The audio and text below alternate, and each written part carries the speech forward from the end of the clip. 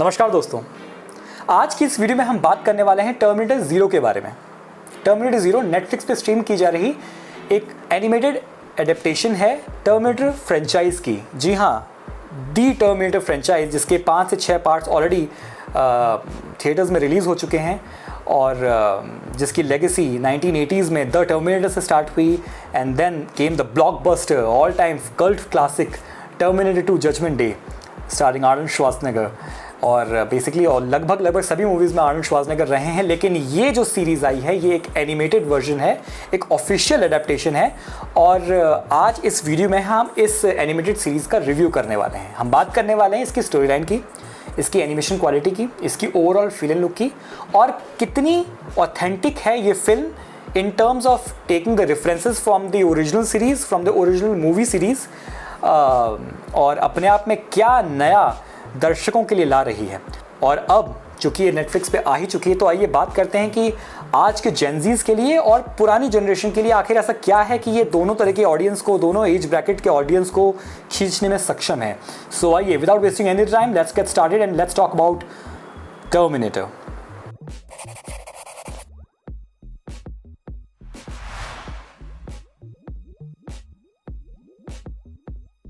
सो terminator zero ये एक animated series है जिसका पहला सीज़न अभी स्ट्रीम हो रहा है नेटफ्लिक्स पे।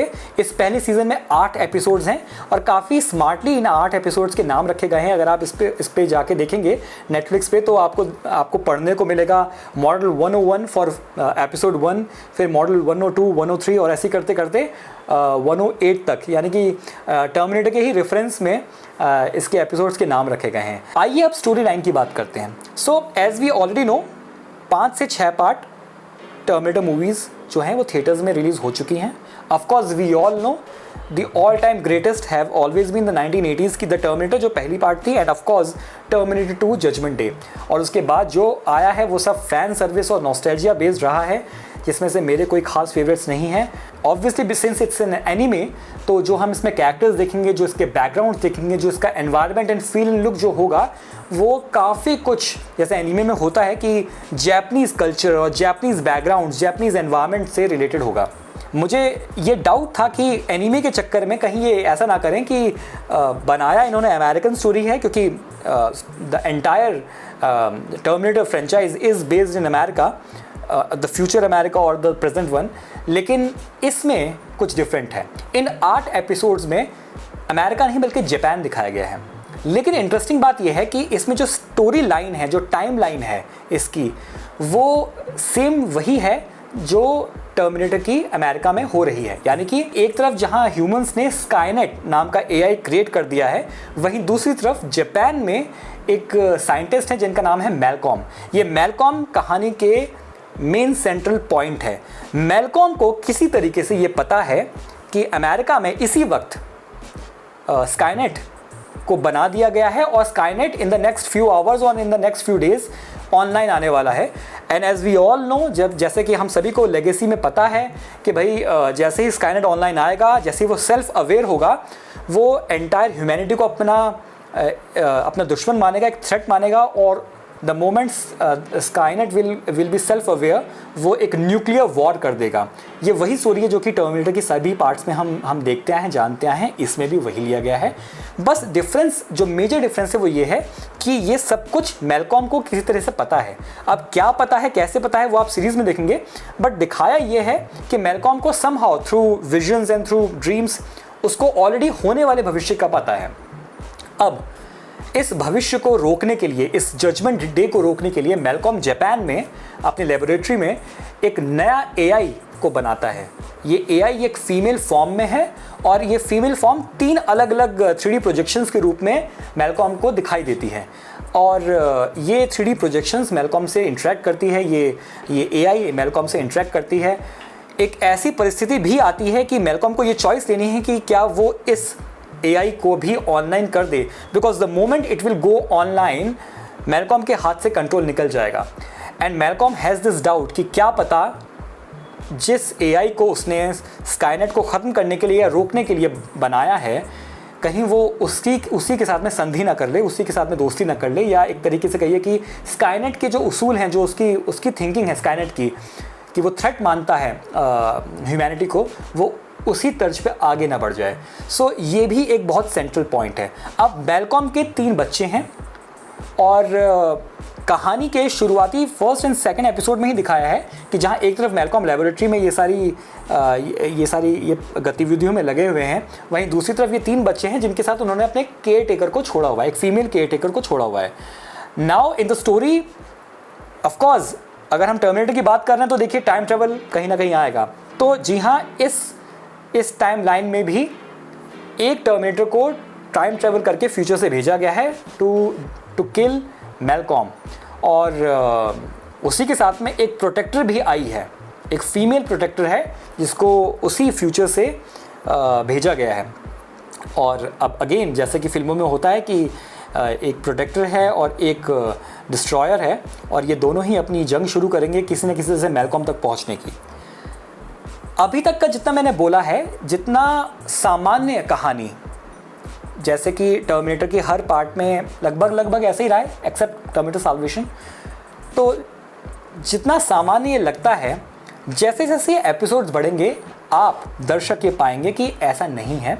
As a matter of fact by the 3rd और 4th episode there will be certain twists, certain changes जो कि इस टाइमलाइन में कुछ नयापन लाएंगे, कुछ ऐसी चीज़ों का खुलासा होगा, या कहिए कि ऐसी चीज़ों का खुलासा होने लगेगा धीरे धीरे, जिसके ज़रिए आपको पता चलेगा कि कहानी बस वो टिपिकल जो टर्मिनेटर आ गया है और वो मारना चाह रहा है और एक बचाना चाह रहा है, उसकी नहीं है। तो वो क्या है कहानी, इन 3 बच्चों का उस कहानी में क्या रोल है, या ये सिर्फ एक सपोर्टिंग कैरेक्टर्स हैं, ये जो एक care taker, female care taker Malcolm ने छोड़ी है इन बच्चों के साथ में, इसका क्या रोल है? बिकॉज इतना मैं बता दूं कि इसका एक बहुत महत्वपूर्ण रोल है इस पूरी सीरीज़ में। So this is the overall story plot of terminator 0 जो मैंने अभी आपको बताया है। इससे ज़्यादा कुछ भी बोलूँगा तो कहीं ना कहीं स्टोरी का जो सस्पेंस है वो क्रैक होने लगेगा, तो मैं नहीं बोलूँगा। मैंने बहुत ही सुपरफिशियली, ऊपरी तौर पे आपको एक रफ ढांचा दिया है कहानी का। और अब बात करते हैं इसके एनिमेशन की, इसकी क्वालिटी की। सो एनीमे में बनाया गया है, मैंने अभी थोड़ी देर पहले बोला था, एनीमे है यानी कि जापानीज़ स्टाइल है, तो सभी कैरेक्टर्स जो हैं वो जापानीज़ हैं, जापानीज़ दिखते हैं, जो मशीन्स इसमें दिखाई गई हैं वो जापानीज़ दिख रही हैं। अब चूँकि एनीमे है तो थोड़ा बहुत क्रिएटिव लिबर्टी इसमें ली गई है, जो कि हमें फिल्मों में देखने को नहीं मिलती है, जो लाइव एक्शन फिल्में रही हैं, पहली चीज़। दूसरी चीज़ ये है कि इस सीरीज़ में अगर आप एक्सपेक्ट कर रहे हो कि आपको कहीं पे Sarah Connor, John Connor, Arnold Schwarzenegger as Terminator आपको वो देखने को मिलने वाले हैं, तो ऐसा बिल्कुल नहीं है। आप वो एक्सपेक्ट मत करना, क्योंकि मैं सोच रहा था कि शायद ऐसा कुछ देखने को मिलेगा, ऐसा नहीं है। They are certain scenes, they are certain cinematic shots जो कि उस तरीके से लिए गए हैं जिसकी रेफरेंस आपको मूवीज़ में से उठाई हुई लगती है, इंस्पायर्ड लगती है, लेकिन अपार्ट फ्रॉम दैट कैरेक्टर्स वो नहीं हैं। और जैसे मैंने अभी थोड़ी देर पहले ये बात भी बोली कि कहानी की जो टाइमलाइन है वो वही है, यानी कि कहानी इस वक्त जापान में टेक्स प्लेस कर रही है, लेकिन एट द सेम टाइम ये भी दिखाया जा रहा है कि अमेरिका में उसी वक्त स्काईनेट का निर्माण हो चुका है। और I think it was 3rd और 4th एपिसोड जिसमें स्काईनेट जो है वो सेल्फ अवेयर भी हो जाता है। तो ये सब एक ही टाइमलाइन में चल रहा है। Now let's talk about this concept of time travel, क्योंकि टर्मिनेटर की फिल्मों में time travel is an integral part, it's a very integral element in the story. So देखिए, time travel back in the 90s, जितनी भी मैं time travel से related movies याद आती है मुझे, उसमें जो कॉन्सेप्ट होता था टाइम ट्रैवल का बहुत सिंपल होता था कि कोई एक है जो जिसने फ्यूचर से या फिर प्रेजेंट से या तो फ्यूचर में या फिर पास में ट्रैवल किया, और अगर पास में ट्रैवल किया तो कुछ ना कुछ चेंज करने की कोशिश करी। This was suppose to be the very simple basic concept. लेकिन अब specially after the Marvel Cinematic Universe का जो फेज़, जो फर्स्ट 3 फेजेस ख़त्म हुए, 3 to 4 फेजेस ख़त्म हुए, और एंड में जिस तरीके से मल्टीवर्स को इंट्रोड्यूस किया गया, अब आज के ऑडियंस के लिए टेलीविज़न सीरीज़ में और मूवीज़ में मल्टीवर्स बड़ा ही कॉमन कॉन्सेप्ट हो गया है। तो इस टर्मिनेटर 0 सीरीज़ में भी वो पैरेलल रियलिटीज़ और डिफरेंट टाइमलाइंस के कॉन्सेप्ट है। As a matter of fact, इन्हीं डिफरेंट टाइमलाइंस के ज़रिए ये समझाने की कोशिश की गई है कि किस तरीके से स्काईनेट या कहिए एआई बार बार मशीन्स को पीछे भेज रहा है और उसको सक्सेस नहीं मिलती है, क्यों नहीं मिलती है। तो कहीं ना कहीं उस कॉन्सेप्ट को भी छुआ गया है, समझाने की कोशिश की गई है काफ़ी क्रिएटिवली। लेकिन अब वो कैसे है वो तो देखने पे ही पता चलेगा। बात करें एक्शन की, बिकॉज सीरीज़ जो है वो कम्प्लीटली एक्शन पैक्ड है, इसमें कॉमेडी का कोई एलिमेंट नहीं है, completely hardcore action packed sequences हैं, little bit of nudity, a little bit of hard language and a lot of action. But action मुझे ऐसा पर्सनली लगता है कि थोड़ा और किया जा सकता था, थोड़ा और हो सकता था, या maybe I am thinking like this because मुझे वो टर्मिनेटर सीक्वेंसेस देखने का मन है, being a typical nostalgic fan of the Terminator series. लेकिन जो भी दिखाया गया है अपने आप में अच्छा है, बस मुझे लग रहा है कि थोड़ा ज़्यादा होना चाहिए था। एक्शन अपने आप में इस सीरीज़ का अच्छा है। कुछ चीज़ों में थोड़ी सी क्रिएटिव लिबर्टी ली गई है। कई सारे ऐसा भी दिखाया गया है जापान में एंड्रॉइड्स, जैसे कि आज के ज़माने में वाकई हो रहा है कि एंड्रॉइड्स और रोबोट्स जो हैं वो बन चुके हैं और वो एक सीमित लिमिटेशन तक वो काम भी कर रहे हैं। इसमें दिखाया गया है कि ऐसे ही रोबोट्स की एक बहुत बड़ी आर्मी बाकायदा है जो कि इंसानों की मदद करती है, एज अ केयर टेकर भी मदद करती है, एज अ सर्वेंट भी मदद करती है। तो वो कॉन्सेप्ट भी है। कहीं ना कहीं कभी ना कभी कुछ ना कुछ सीक्वेंसेस में अगर आपको याद हो और अगर आपने देखी हो तो एनिमेट्रिक्स की एक फील आती है, जैसे उसके शुरुआती एपिसोड्स थे उसमें फ्यूचर दिखाया गया था, कहीं ना कहीं वो भी कुछ सीक्वेंसेस मैच करते हुए लगते हैं।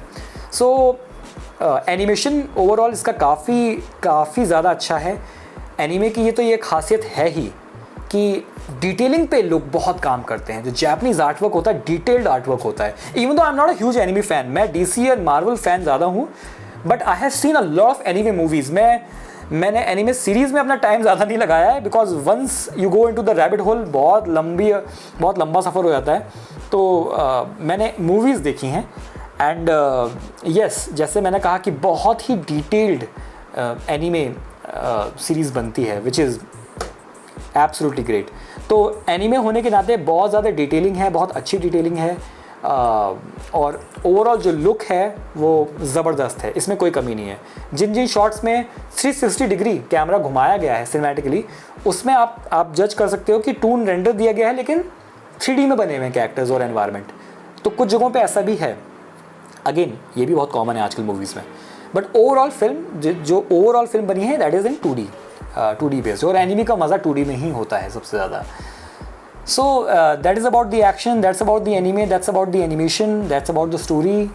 आई सपोज जितना मैंने बताया इतना काफ़ी होगा आपके मन में। अगर आप फ़ैन हो तो एक्साइटमेंट जगाने के लिए, even if you are not a fan of the Terminator series या आपने उसे फॉलो नहीं भी किया है, तो ऐसा बिल्कुल नहीं है कि इस सीरीज़ के आपके कुछ पल्ले ही नहीं पड़ेगा, बिकॉज फर्स्ट एपिसोड से लास्ट एपिसोड तक बनाया इस तरह गया है कि काफ़ी वेल डिफाइंड है।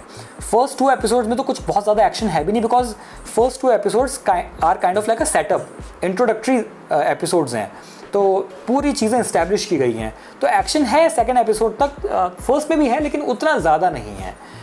और ऑनलाइन ये आया हुआ है। मैंने जब पहली बार इसके बारे में सुना था तो मुझे काफ़ी एक्साइटमेंट हुई थी।